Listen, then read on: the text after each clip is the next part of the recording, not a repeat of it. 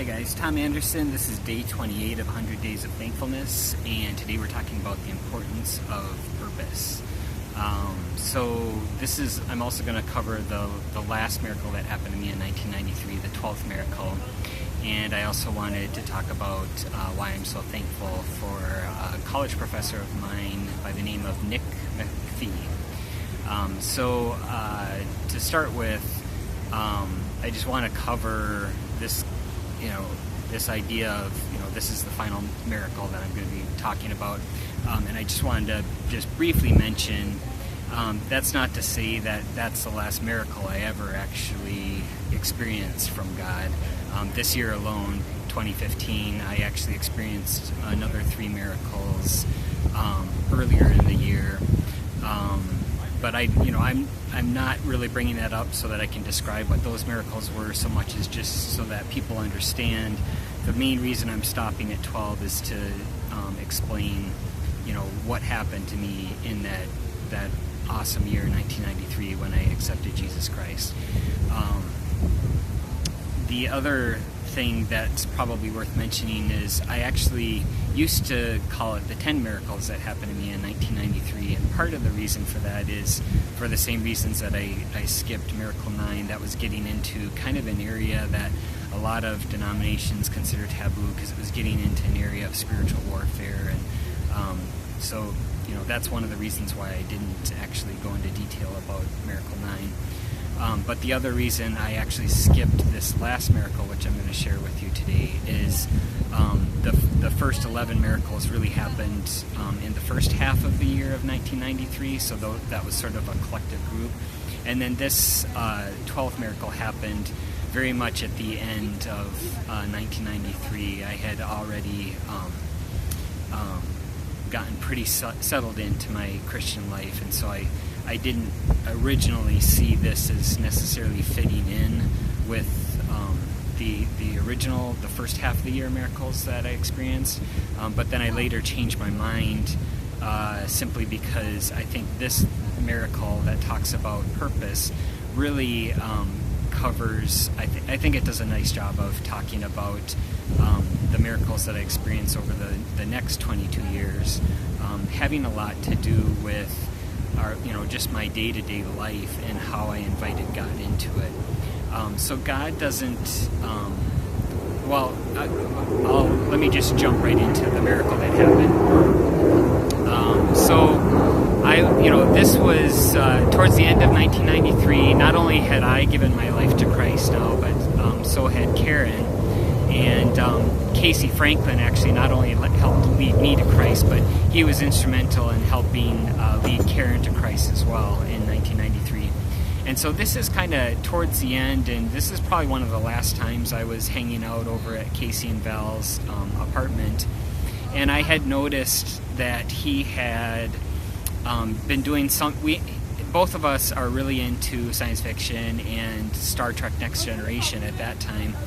And I was recording every episode that I could of Star Trek Next Generation, just because, on my VCR I like to play it back.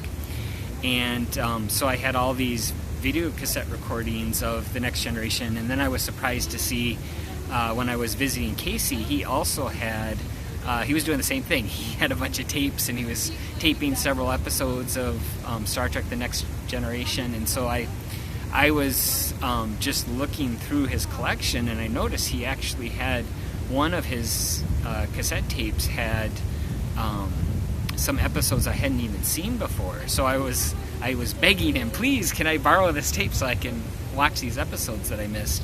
And he was, sure, go ahead. So I brought that home, and then I, watched the episodes. I think there were at least 2 on there, maybe 3 that I hadn't seen before. But I watched through those episodes, and then when it got to the end of the last episode, I had seen, and for those of you that are old enough to have experience with VCRs, it was clear that he had recorded something originally on that VCR, and then he wrote over that with the Star Trek Next Generation, because when the Next Generation ended, it started to roll the credits, but then you saw that kind of fuzzy bar come down, and then it started playing something completely different. And what it was playing was a 700 Club episode, and I was like, oh, that's interesting. Maybe I'll see why Casey recorded this 700 Club episode. He was talking about God. Well, it was interesting because that particular episode, they were talking about an anti-Christian film that was playing at that time called The Lawnmower Man. And The Lawnmower Man was all about this brilliant scientist who was using virtual reality in order to help enhance someone who was mentally handicapped, helping enhance his mental capacity so that in this virtual world, I think they were combining it with some other techniques besides virtual reality, but a lot of the movie was about this future of VR and what we're going to be able to do with it. And in the 90s, virtual reality was kind of a big buzzword. We all thought, as computer scientists, we thought it was just around the corner before we'd have head-mounted displays, and here it is 20 years later, and now they're just, with the Oculus Rift, they're just starting to come out with the first commercial head-mounted displays. So, but at that time, you'd see a lot of these, especially in science fiction, you'd see virtual reality. And so what he was talking about, though, was how anti-Christian this film was. And as I was watching it, my heart sank. And the reason my heart sank is because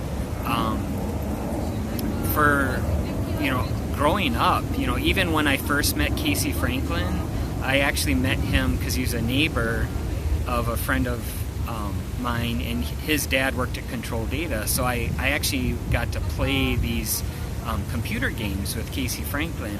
And I actually, as soon as I could, my dad actually showed me, I think I was in 5th grade at the time, my dad showed me how to actually create some simple 2D graphics to make, a 2D black and white sprite move from the left side of the screen to the right side of the screen.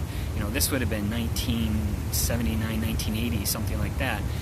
And I was just always fascinated by that. And so, growing up, I got a Commodore 64. I started dabbling with all kinds of 2D graphics. That's really what got me into programming, was being able to program 2D graphics. And then in 1991, when I was in college, I took a course on computer graphics, and it was taught by Professor Nic McPhee. And I'll just get into why I'm so thankful for him. In 1991, he taught this course, and he would teach you it in such a way that he would give you the freedom as the programmer to use whatever language you want, use whatever system you want.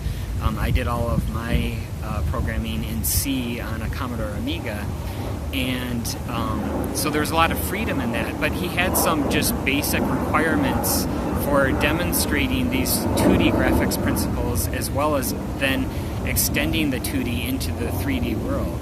Now, once I got into 3D graphics, I was so fascinated with it that I spent all my free time not focusing as much on some of my other courses, but it was all about this computer graphics course.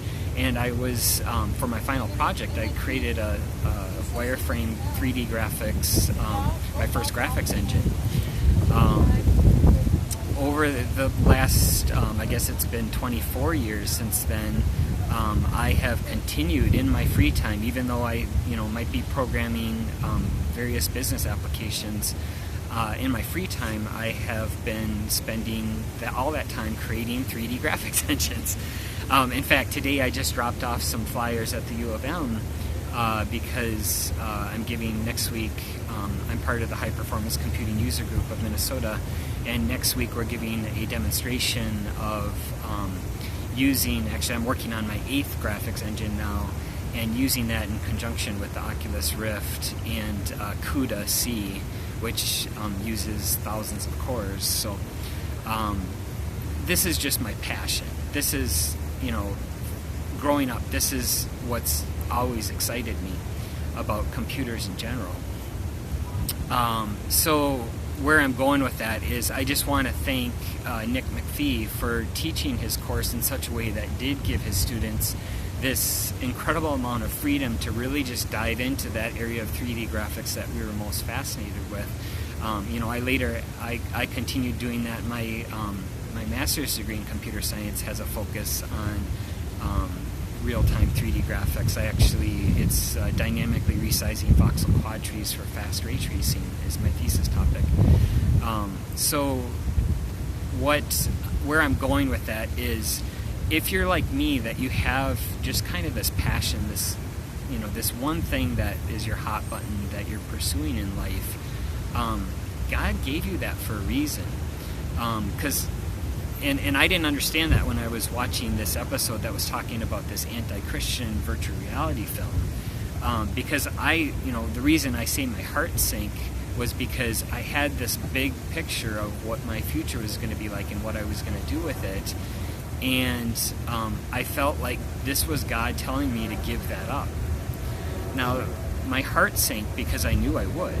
I knew I was willing to give that up if that's what God wanted me to.